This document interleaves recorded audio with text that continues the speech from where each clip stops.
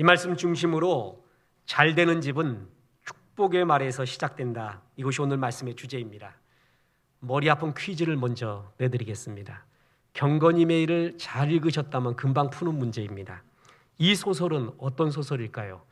도스토옙스키가 극찬한 소설, 러시아 레닌이 얼마나 읽었는지 책 표지가 너덜너덜해질 정도로 읽었다는 소설, 밀란 쿤데라의 소설 참을 수 없는 존재의 가벼움에서 토마스를 찾아온 테레사의 손에 들려있던 소설, 영국 더 타임즈가 미국, 영국, 호주 등의 현역 작가 125명에게 최고의 문학작품 10권을 말해달라는 결과 최고로 꼽힌 소설 뭘까요? 여러분 뇌가 항상 새롭습니다. 톨스토이의 안나 까레리나입니다. 안나 까레리나, 여기에 아주 유명한 문구, 그래서 이 소설을 읽었던 비평가나 작가들, 사람들이 늘 인용하는 공통된 구절이 하나 있습니다. 첫 도입부에 이런 구절이 나옵니다. 행복한 가정은 살아가는 모습이 비슷하다. 그러나 불행한 가정은 불행한 이유가 제각기 다르다. 알쏭달쏭하죠? 다른 버전으로 읽어보겠습니다. 행복한 가정은 모두 비슷한 이유로 행복하지만 불행한 가정은 저마다의 이유로 불행하다. 아직도 알쏭달쏭합니다. 굉장히 다의적이죠? 이 구절을 아주 쉽게 이렇게 해석을 해보겠습니다. 행복한 가정은, 잘 되는 가정은 모두 공통점이 있다. 바로 그 의미입니다. 불행한 가정은 여러 이유가 있어서 불행한데 행복한 가정도 여러 이유가 있지만 그래도 그들 가운데는 공통점이 있다예요. 행복하고 거룩한 가정의 공통점이 무엇인가? 그것은 그 가정에 축복의 말이 넘쳐난다라는 것입니다. 축복의 말, 사랑의 말, 살리는 말들이 넘쳐나는 가정. 그래서 잘 되는 가정, 행복한 가정은 축복의 말, 믿음의 말부터 시작하는 것입니다.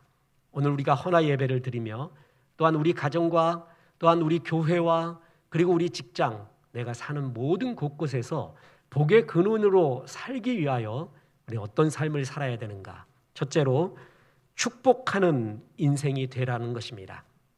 오늘 읽었던 히브리서 11장은 믿음의 영웅들의 명예의 전당입니다. 그러니까 10장에서, 히브리서 10장에서 믿음이 뭐냐고 말하고요. 그 믿음대로 살아온 믿음의 영웅들의 명예의 전당, 그게 히브리서 11장입니다. 그래서 히브리서 11장에는 구약에서 나오는 아름다운 믿음의 용사들의 삶을 한 문장 내지는 두 문장으로 표현한 게 히브리서 11장입니다. 여러분 아십니까? 우리의 인생도 한 문장으로 표현된다는 것, 우리의 역사도 한 줄로 기억됩니다. 하고 싶은 얘기 많지만 저 사람 그러면 한 줄로 기억돼요. 그 한 줄이 뭐냐? 굉장히 중요한 것입니다. 그게 토탈 이미지입니다. 그 히브리서 11장의 명예의 전당에 오른 믿음의 영웅들의 한 줄 한 문장, 그 중에 요셉의 이야기가 오늘 본문인데 히브리서 11장 21절 오늘 본문에 보면 요셉은 두 가지를 주님이 말합니다. 보세요. 믿음으로 야곱은 죽을 때 요셉의 각 아들에게 축복하고 그 지팡이 머리에 의지하여 경배하였으며, 야곱은 두 가지입니다. 지팡이 머리에 의지하여 경배하며 갔다. 그리고 축복했다. 두 가지입니다. 지팡이 머리에 의지해서 갔다, 예배하며 갔다라는 것입니다. 그는 하나님을 예배하고 경배하는 일생이었고 또한 죽을 때도 믿음으로 죽었고 예배하며 죽었다라는 것입니다. 우리 모두 이런 죽음을 사모해야 됩니다.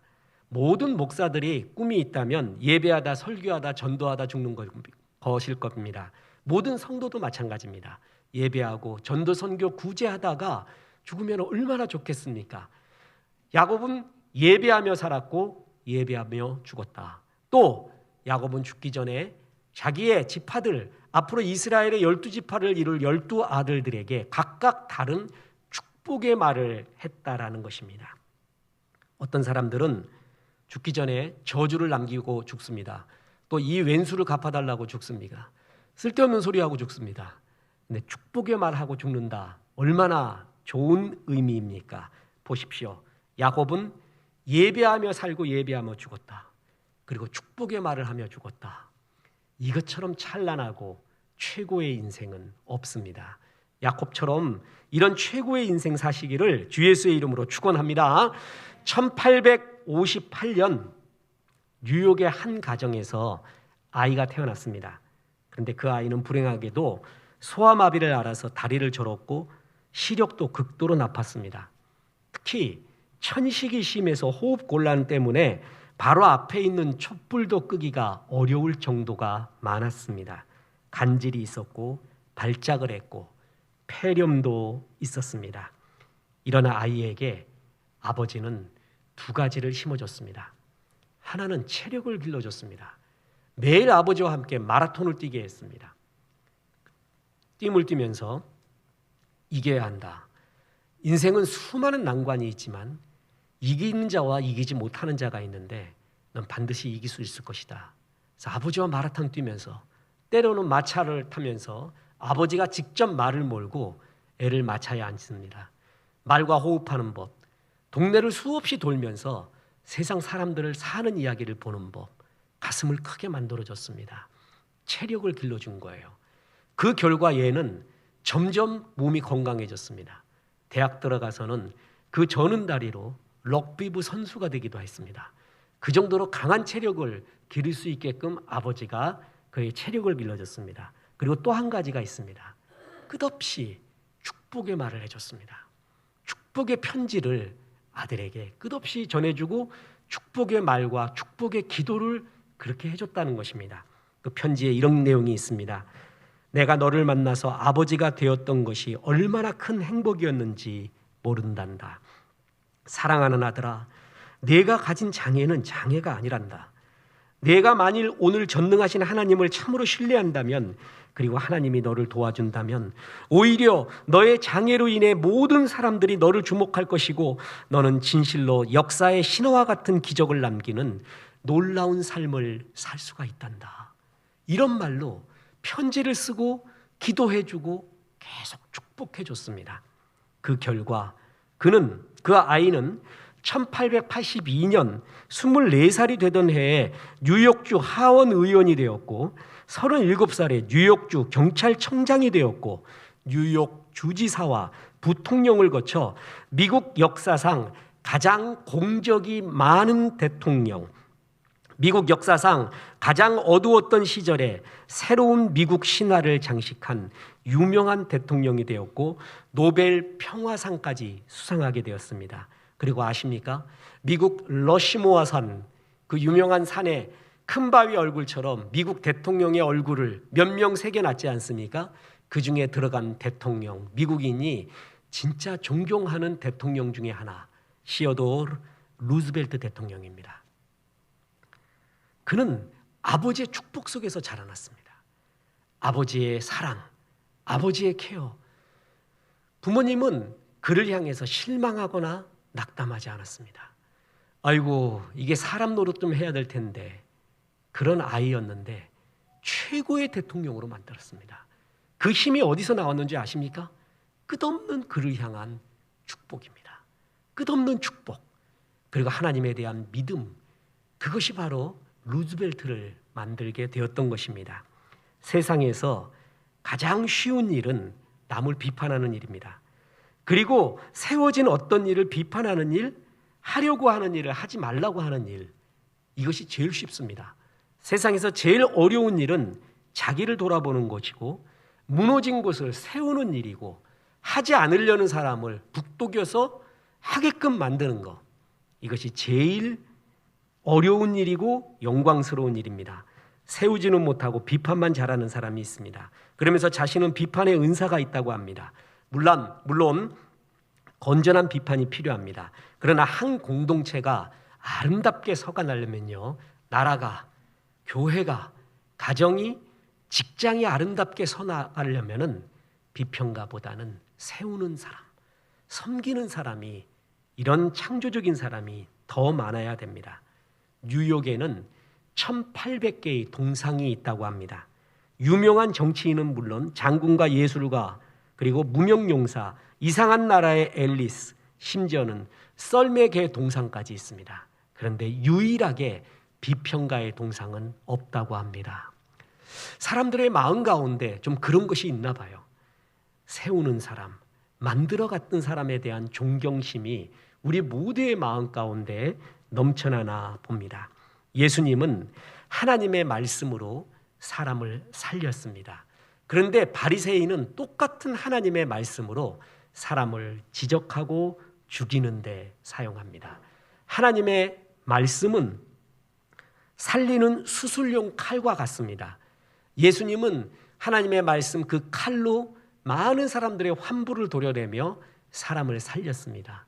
그런데 바리새인은 그 칼로 사람들을 죽이는 데 썼습니다. 보십시오. 요한복음 5장 25절에 이런 구절이 나옵니다. 진실로 진실로 너희에게 이르노니 죽은 자들이 하나님의 아들의 음성을 들을 때가 오나니 곧 이때라. 듣는 자는 살아나리라. 하나님이 이 부족한 종에게 주셨던 잘 박힌 못 12개 가운데 하나. 이 구절이 그렇게 좋을 수가 없습니다. 사람은 살았으나 죽은 사람 같은 사람이 많습니다. 살아있는 인생이지만 죽은 인생 같은 사람이 너무나 많아요. 그런 사람을 살리는 방법이 뭔지 아십니까? 하나님의 죽은 자들이 하나님의 음성을 들을 때가 오나니 곧 이때라. 듣는 자는 살아나리라. 죽은 자는, 죽어가는 자는, 살았으나 죽은 자 같은 자는 하나님의 말씀이 들리기 시작하면서 살아납니다. 이건 명언 중에 명언, 아니 명언이라고는 비교할 수 없는 생명의 말씀. 무조건 하나님 말씀이 들려야 돼요. 그리고 하나님 말씀이 흐르는 곳에 앉혀놔야 돼요. 그래서 주의 말씀이 들리기 시작하잖아요. 어떤 사람이건 살아납니다. 이 영광스러운 말씀을 받은 사람이 똑같은 말씀을 전해요. 그랬더니 나의 말을 들은 사람이 막 살아나요. 죽었던 사람이 선한 마음으로 비전이 일으키고 그래 한번 살아보자. 한번 멋지게 일어나보자. 내 말을 듣는 사람이 막 살아나요. 이런 영광스러운 삶을 살다면 얼마나 좋을까요? 내 말만 들으면 다 죽어. 살았던 놈도 죽어. 살려고 하는 놈도 죽어. 다 파탄이 나버려. 이런 인생 산다면은 얼마나 불행한 인생이겠습니까? 듣는 자는 살아나리라. 하나님 말씀 들으면 살아나듯이 나의 축복의 말, 내가 전하는 하나님의 말씀 전하는 자는 다 살아나리라. 내 말 듣는 자 살아나리라. 이것처럼 영광스러운 삶은 없습니다. 그래서 사람 살리는 축복의 인생을 사시기를 주 예수의 이름으로 축원합니다. 그리고 오늘 본문은 우리 가정과 직장에, 교회에 두 번째 교훈을 줍니다. 결론입니다. 축복의 힘이 크다는 것을 믿으라라는 것입니다. 이것은 헛된 말이 아닙니다. 흩어지는 말이 아닙니다. 축복의 기도, 축복의 말은 진짜 사람을 살리는 힘이 강합니다. 야곱이 이 세상을 떠나면서 12지파의 기원이 된 자손들에게 각각 다른 축복을 주십니다. 그 축복 중에 오늘 본문은 요셉에게 준 축복입니다. 창세기 49장 22절, 요셉은 무성한 가지 곧 샘 곁에 무성한 가지라. 그 가지가 담을 넘었도다. 오늘은 그냥 비결을 다 공개하네. 12개 중에 또 하나가 이겁니다. 요셉의 담 이야기. 사람은 가지가 담을 넘지 못합니다. 대개 자기 해석하다가 끝나요. 내가 누군지도 모르다가 죽어요. 그 가지가 담을 넘어서요. 열매와 그늘을 이웃에게까지 주는 사람 거의 없습니다. 파레토의 법칙 아시죠? 8대 2의 법칙과 마찬가지로 세상 사람 중에 80%는 자기 해석하다가 끝납니다. 자기 해석도 못하고 끝납니다. 그 중에 20% 정도가 가지가 담을 넘습니다. 그래서 열매와 그늘을 제공합니다. 지난번에 간증해 드렸습니다. 우리 교회 앞에 요 롯데 아파트인가요? 롯데 캐슬인가요? 그 지나가다 보면 조금 전에는 지금 장미가 많이 익었고요. 가을 되면 거기 모과나무가 익습니다. 제가 지나가는데 모과가 2개가 뚝 떨어지는 걸 봤어요. 야, 세상에 이런 일도 있구나. 서울에서 깜짝 놀랐습니다. 그럼 모과를 주워가지고 야, 이거 주인한테 던져줘야 되는데 너무 탐스러운 모과였거든요. 던져주려고 했더니 내가 50견 때문에 던지지를 못하네. 그래갖고 이거 어떻게 하면 좋은가? 이러고 있었더니 거기 청소하시던 아저씨, 그 청소 아저씨의 명언을 듣고 제가 기록까지 해놨습니다. 뭐냐면 담 넘어온 열매는 줍는 사람 것입니다. 그래요. 담 넘어서 가지가 오잖아요. 그러면은 그거에서 떨어지잖아요. 그럼 주인 게 아니래요. 그 줍는 사람 거래요. 그래서 법에 있는지 없는지는 그건 모르겠습니다. 근데 그 말이 너무 명언이에요. 너무나 향기로웠어요. 그리고 그분의 인생 속에서 나온 말이었거든요. 염려하지 말고 가지고 가라는 거예요. 그냥 던져주려고 하지 말고. 그 말 듣고 굉장히 크게 깨달았습니다. 월담하는 거, 월담하는 열매는 바깥에 있는 지나가는 사람의 것입니다. 꽃의 월담은 죄가 아닙니다. 담 넘으면 도둑놈이거든요. 그런데 꽃이 월담을 하잖아요. 모든 사람을 좋아하게 합니다. 인생이 무성한 가지가 돼서 담을 넘는 가지가 되잖아요. 그것처럼 영광스러운 삶이 어디 있습니까? 그런데 그 비결은 샘 곁의 가지였어요. 요셉은 샘 곁에 있었어요. 영원한 샘이신 하나님 사랑, 하나님의 은혜, 하나님의 말씀에 항상 붙어 있었어요. 그래서 그 가지가 무성했다는 거예요. 마치 시편 1편을 보는 듯합니다. 복 있는 사람은 시절을 쫓아 과실을 맺는다 그랬죠? 그는 시냇가에 심은 나무가 잎사귀가 마르지 않은 같습니다. 시냇가에 심기였기 때문에 시절을 쫓아 과실을 맺습니다. 어느 구역학자는 매년 가을마다 열매 맺는다는 뜻이 아니라 어느 계절이 와도 어느 나이가 돼도 열매를 맺는다는 뜻이다라고 해석했습니다. 굉장히 받아들입니다. 저도 그것이 공감하고 맞다고 봅니다. 힘 있을 때, 돈 있을 때, 돈을 벌 때, 건강할 때, 성공할 때만 하나님께 영광이 아니라 돈도 다 잃어버릴 때도, 건강도 잃어버릴 때도, 직장도 다 놓을 때도, 또 그 어느 때, 나이 들었을 때도, 어느 때를 만나도 그 시절을 조차 과실을 맺을 수 있는 것, 그것이 그리스도인에게 주는 최고의 축복 가운데 하나인데, 그 이유, 그가 그렇게 모든 시절을 만나도 열매를 맺을 수 있었던 이유가 뭐죠? 시냇가에 심겼어요. 그리고 요셉은 어디에 심겼어요? 샘 곁에 심겼어요. 여러분, 오늘 예배하는 것이, 주의 말씀 계속 듣는 것이 샘 곁에 있는 거예요. 시냇가에 심기운 거예요. 이 자리를 놓치지 말아야 돼요. 하나님의 말씀의 자리를 놓치지 말아야 됩니다. 그래서 가지가 뭐라고요? 담을 넘었습니다. 요셉에 대한 야곱의 축복. 요셉, 그대는 무성한 가지, 곧 샘 곁에 무성한 가지라. 그 가지가 담을 넘기를 기원하노라 하는 그 축복이 요셉의 삶에 그대로 이루어지지 않습니까? 축복의 힘은 정말 큽니다. 축복은 정말 하나님의 마음을 전하는 것이고, 그것이 우리 자녀에게, 듣는 자에게 임하는 걸 볼 때 얼마나 큰 영광이 있는지 모릅니다. 많은 축복을 하십시오. 많은 칭찬을 하십시오. 그래서 그를 살리고 그런 축복 어린 인생 살도록 만드는 것, 이렇게 말에는 힘이 있습니다. 그래서 하나님께서 잠언 18장 21절에 죽고 사는 것이 혀의 힘에 달렸나니 혀를 쓰기 좋아하는 자는 혀의 열매를 맺으리라, 먹으리라. 죽고 산다고 할 정도입니다. 우리 교회에서 잠언 강의를 한 적이 있죠. 그때 우리 총장님, 전 총장님이자 또 저의 은사님이신 이영훈 총장님께 물었습니다. 잠언 자료를 좀 주십시오. 그랬더니 잠언 자료를 이만큼 주시고 잠언의 핵심이 뭡니까? 라고 물었더니 바로 듣자마자 대답을 해요. 잠언의 핵심은 말이래요. 말. 잠언은 거의 말에 대한 거예요. 말이 중요하다. 믿음의 말, 축복의 말을 하라. 그게 잠언 거의 전체의 주제라고 합니다. 심지어는 뭐라고까지 말했냐면 죽고 사는 것이 말 때문이래요. 내가 사는 것도 말 때문이고요. 죽는 것도 말 때문이에요. 말이 그 사람이고 그 사람의 인격이고 그 사람의 신앙의 깊이고 인격의 깊이예요. 앞으로 될 것은 그 사람이 하는 지금의 말을 보면 알아요. 지금의 모습은 옛날 이 사람이 어떤 말을 했다라는 것을 보면 알 정도예요. 그만큼 말이 얼마나 생명력 있는, 죽고 사는 권세가 있는지 모릅니다. 전 얼마 전 시사 프로에서 제목에 낚여버려 갖고 열심히 본 프로가 하나 있었습니다. 제목이 뭐냐면 독일 통일은 말 실수에서 비롯됐다라는 거였습니다. 그 독일의 아주 전문학자인데 이분이 아주 에피소드 하나를 갖고 나오면서 독일 통일은 말 실수로부터 결정적인 도화선이 됐다라고 말합니다. 실제로 그렇습니다.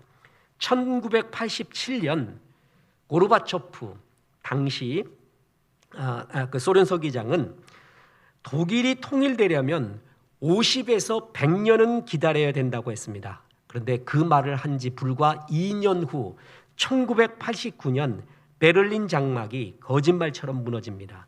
이 사건은 생방송으로 진행된 기자회견 때의 말 실수 때문에 일어납니다. 2차 대전 후인 1949년 독일은 동독과 서독으로 나눠지게 됩니다. 그때 동독인들이 국경을 넘어 서독으로 가는 일이 잦아지자 1961년에는 그 유명한 베를린 장벽이 세워지게 됩니다. 이후 28년간 베를린 장벽을 넘어 탈출하려다가 죽은 독일 동독인들의 수가 1000여 명이나 되었습니다. 너무나 재밌어요. 어떤 군인은 총 들고 동독에서 서독으로 철조망을 확 넘어가는 장면 나와요. 그게 아주 유명한 사진 동영상이고요. 어떨 때는 동독 서독 이렇게 금거에 있는데 그게 아파트로 서 있는데 그 건물로 지나가는 거예요. 건물로.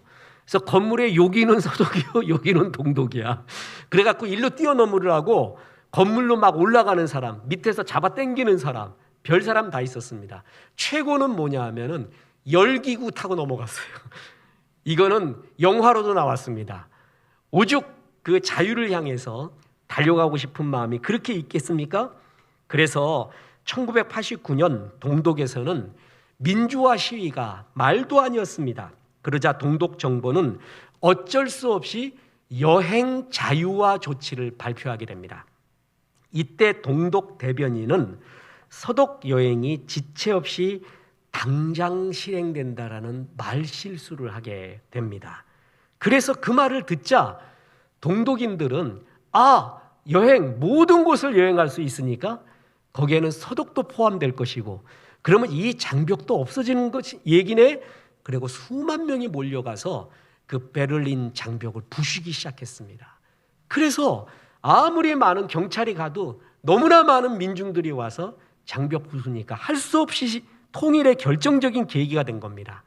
당시 독일 사회주의 통일당 중앙위원회 서기장인 귄터 샤보브스키 그가 정부 대변인으로 나와서 여행 자유화 조치에 대해서 발표하고 있었습니다. 이때 한 기자가 물었습니다. 여행 자유화 조치는 언제부터 시행됩니까? 그러니까 지체 없이 지금 당장 right now 이랬단 말이에요. 또 한 번 물었어요. 언제부터라고요? 지금 회견하는 지금부터입니다. 이래버린 거예요. 그런데 서독은 제외입니다. 이런 말을 안 하고 여행 자유화가 지금부터 시행됩니다. 그건 무조건 서독도 포함, 어떤 나라도 다 포함되는 거잖아요. 그러니까 그냥 베를린 장벽으로 몰려가가지고 다 부셔버린 겁니다. 독일 통일의 결정적인 도화선이 거기서 일어나게 됩니다. 물론 독일은 통일의 기운이 무르익고 있었습니다. 무르익고 있었는데 거기에 결정적인 불을 붙인 게 바로 이러한 말실수 기자회견 때문이었습니다. 나중에 이 귄터 샤보브스키는 또 다른 방송에 나갔어요. 기자가 또 물었습니다. 그래서 자유화 조치가 언제부터라고요? 말했지 않습니까? 그때 기자회견한 그때부터가 실시된 겁니다. 도장을 찍어버렸어요. 역사학자들이 퀘션 마크를 합니다. 저 사람이 의도적으로 저런 말을 한 건가? 비의도적으로 한 건가? 이게 나누어집니다. 일부러 말실수를 의도적으로 한 건가? 아니면 진짜 안 하려고 했는데 말실수를 해버리고 그것이 이제 담을 수 없을 정도로 된 건가? 비의도적으로 했다라는 측에서는 뭐라고 했냐면 이 귄터가 기자회견 전날 술을 그렇게 먹었대요, 이 사람이. 그래가지고 그때도 진짜 동영상 보면 이것이 얼굴이 아니에요. 발음도 헷갈리고 아니 그렇게 중요한 기자회견 때 술 먹고 와서 할 수가 있느냐? 있지요. 일본의 정치인도 그래서 잘린 사람도 있잖아요. 전 세계 정치인 가운데 중요한 날 그 전날 너무 많이 마셔가지고 이 주님을 바라봐야지 딴 주님을 하도 영접을 해가지고 그날 정신이 없어갖고 아무 말이나 헛소리 한 거예요. 그랬다라는 측, 또 하나는 그랬음에도 불구하고 의도적인 발언이었다라는 측이 나눠집니다. 그런데 뭔지는 모르겠습니다. 그러나 분명한 것은 그때의 말 한마디가 독일 통일의 결정적인 도화선이 됐다는 것은 분명합니다. 누구든 터뜨리지를 못했어요. 근데 그 말 하자마자 누가 깃발 들고 나가자 그런 게 아니라 다 몰려간 거예요. 베를린 장벽으로. 그래서 이제 더 이상 돌이킬 수 없는 지점까지 가버리게 된 것입니다. 말의 힘이 이렇게 무섭습니다. 말 한마디가 죽이기도 하고 살리기도 합니다.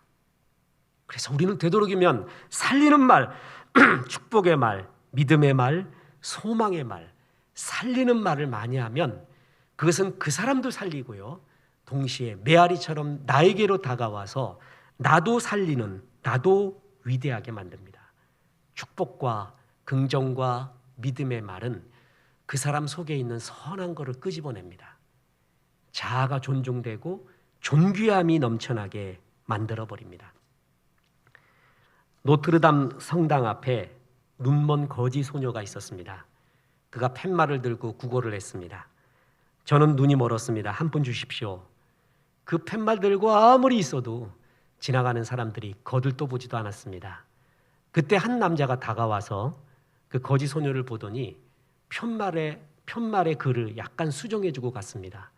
그랬더니 수많은 사람들이 와서 그 거지 소녀에게 격려의 말도 알고 돈도 집어넣어 주었습니다. 그 남자가 나중에 또 이 거지 소녀에게 다가왔습니다. 그랬더니 소녀가 물었습니다. 여기에 뭐라고 썼기에 많은 사람들이 나를 격려하고 돈을 주고 갔습니까? 라고 했더니 이 사람, 소녀에게 다가왔던 그는 시인이었습니다. 그리고 그 시인이 써준 말은, 문구는 이랬습니다. 나는 당신들이 볼 수 있는 봄을 보지 못합니다. 이렇게 썼어요. 그랬더니 사람들이 그 말에 감동을 받았어요. 나는 눈이 멀었습니다. 한 푼 주십시오. 이것은 그냥 나의 현상에 대한 정보만 전달하는 말이에요. 진심이 안 담겨요. 근데 나도 봄이 보고 싶습니다. 당신들이 보는 봄을 보고 싶은데 나는 봄을 보지 못합니다. 그 말에 사람들이 감동을 받은 거예요. 그 진정성, 그 공감성. 그래서 마음을 연 거예요. 말의 힘이 이토록 강합니다. 얼마 전에 여러분이 기도해 주는 가운데 군경 성교회에 가서 복음을 전했습니다. 저도 육군 병장 출신이고 그것도 양구에서 병장으로 전역했다니까 얼마나 박수 받았는지 모릅니다. 거기 사단장님, 연대장님도 있었는데 전역한 후에는 병장이 최고래요. 제일 존경받는 사람이 육군 병장이래요. 여러분 병장 출신 자부심 가지시기를 바랍니다. 그래서 복음을 전했습니다. 그런데 이제 군인들이 모여 있는 곳이었잖아요. 놀라운 일이 일어납니다.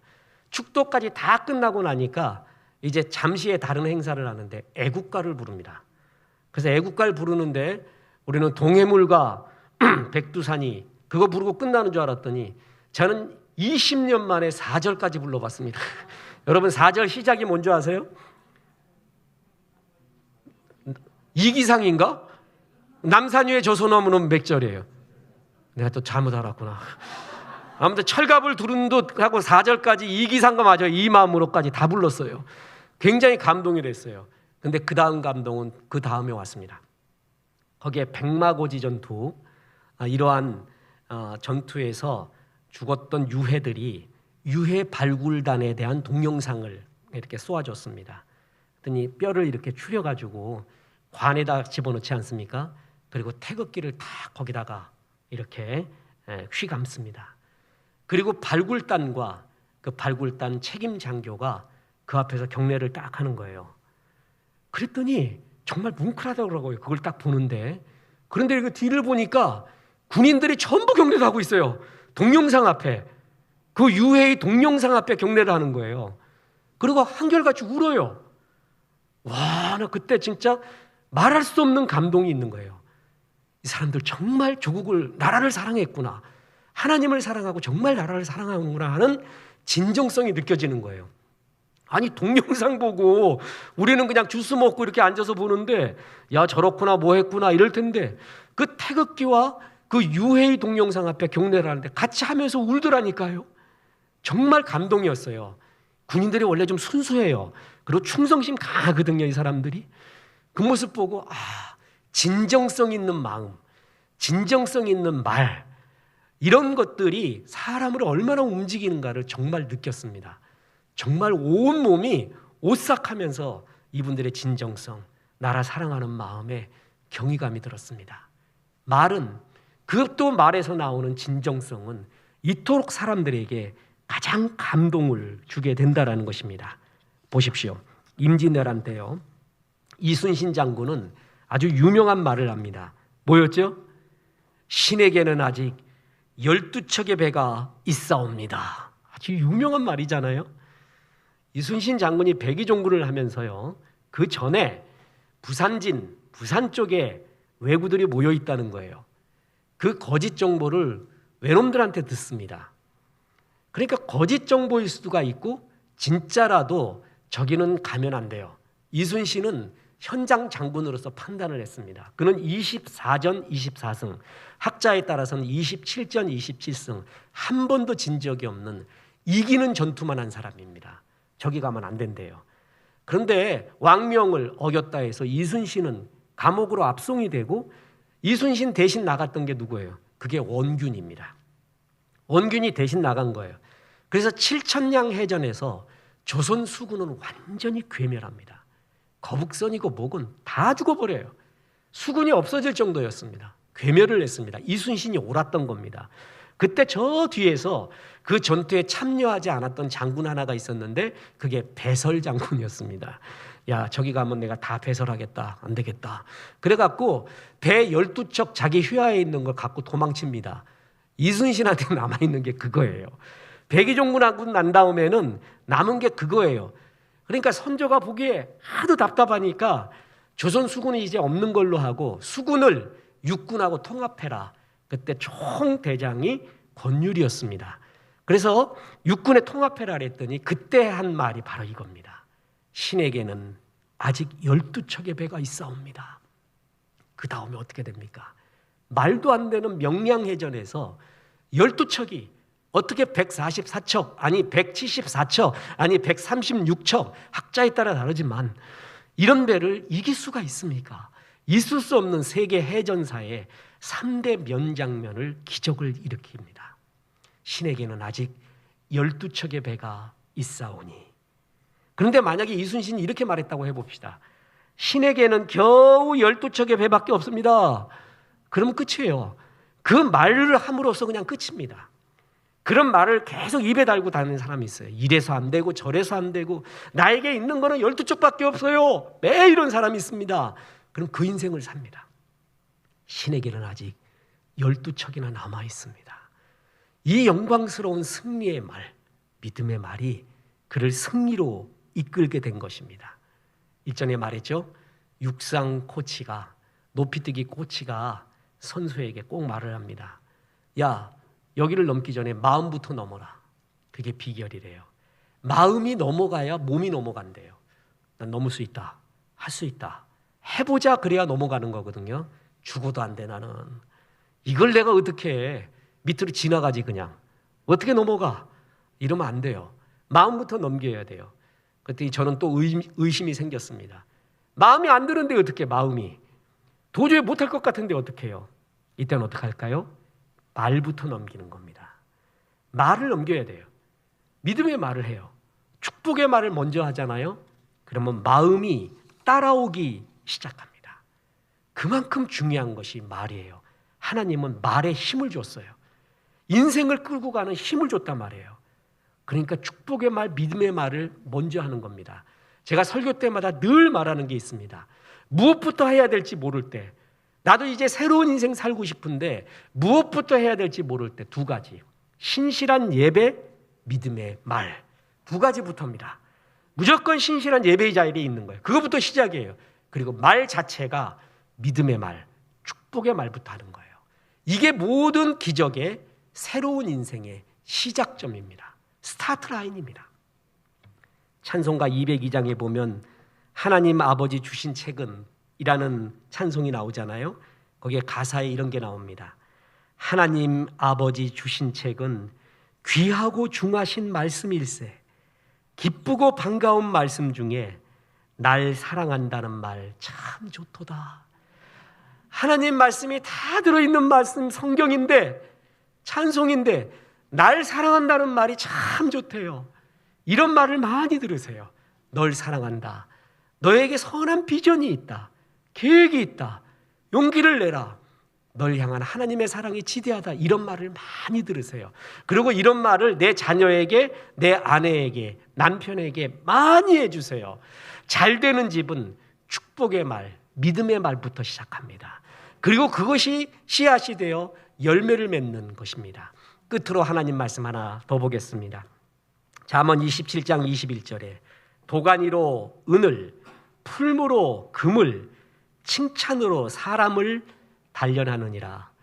만약에 혹여 개역 개정을 넘어 성경을 한 번 더 갱신한다면 저는 이 구절부터 바꾸라고 말하고 싶습니다. 원어대로 한다면 이렇게 됐습니다. 도가니로 은을, 풀무로 금을, 칭찬으로 사람을, 뒤에 단련하느니라가 없습니다. 이렇게 끝나요. 잘 보세요.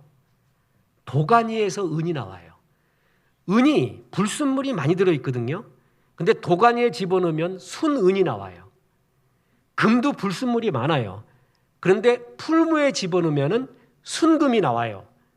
사람도 불순물이 많아요. 하나님의 형상대로 지음받았지만 애가 지금 초등학교만 가도 지금 빈부의 격차도 알지, 열등감도 알지, 부정적인 생각도 알지, 우리 엄마 무식한 것도 알지부터 시작을 해가지고 별걸 다 알아요. 그래서 불순물이 얼마나 붙었는지 몰라요.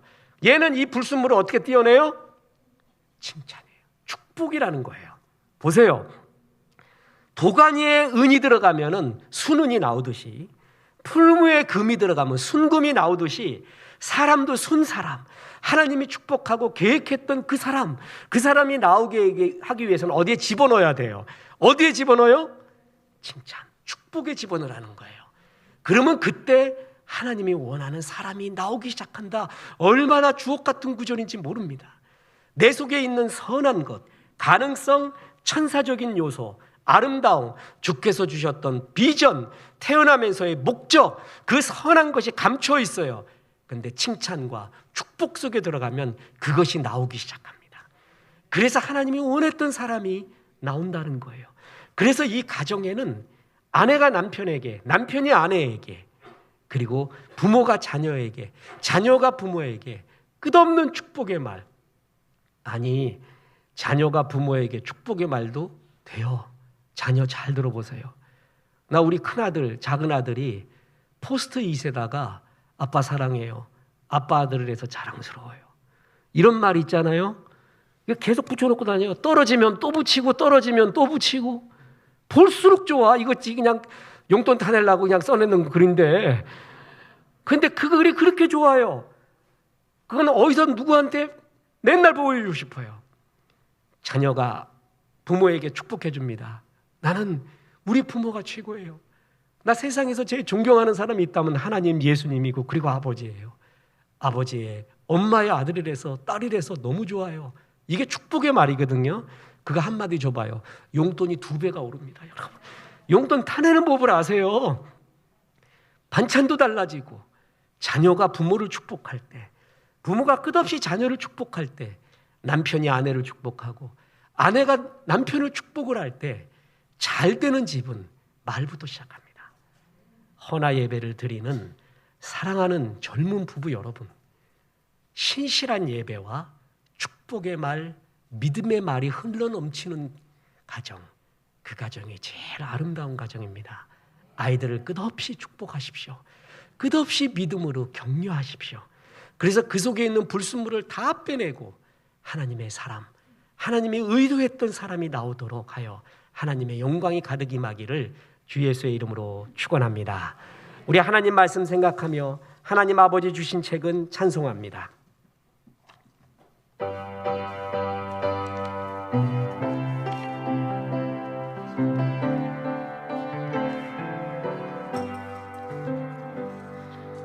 하나님 아버지 주신 책은 귀하고 중하신 말씀일세.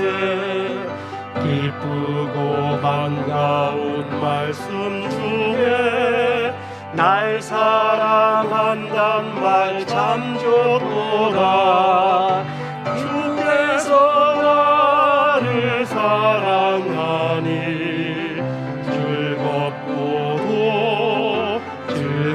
즐겁도다.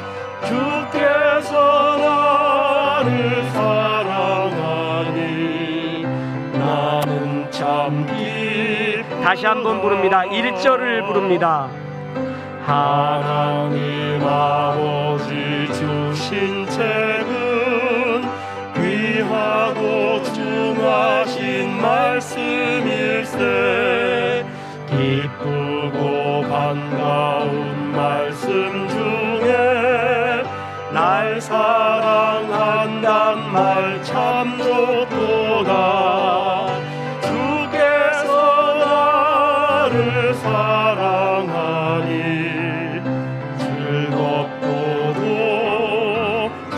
즐겁도다. 주께서 나를 사랑하니 나는 참 기쁘다. 이제는 우리 구주 예수 그리스도의 은혜와 하나님의 크신 사랑과 성령님 축복의 말, 믿음의 말을 너희 가정에, 교회에, 직장에, 나라에 넘치게 하라 말씀하심이, 이 말씀에 아멘 하며 살리는 축복의 말을 하기로 기도한 성도들에게 함께 하셔서 이제부터 끝날까지 크신 영광 받으시옵기를 우리 구주 예수 그리스도 이름으로 축원하옵나이다. 아멘.